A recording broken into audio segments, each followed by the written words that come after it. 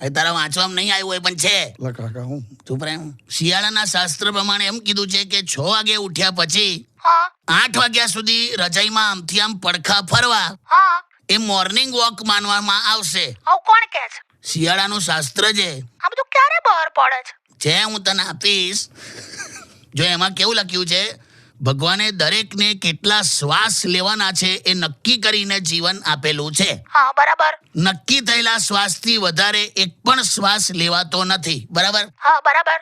હવે તમે શિયાળામાં મોર્નિંગ વોકિંગ કે પછી જોગિંગ ને એવું બધું કરવા જાઓ ને તો ઝડપથી શ્વાસ લેવા પડે. બરાબર.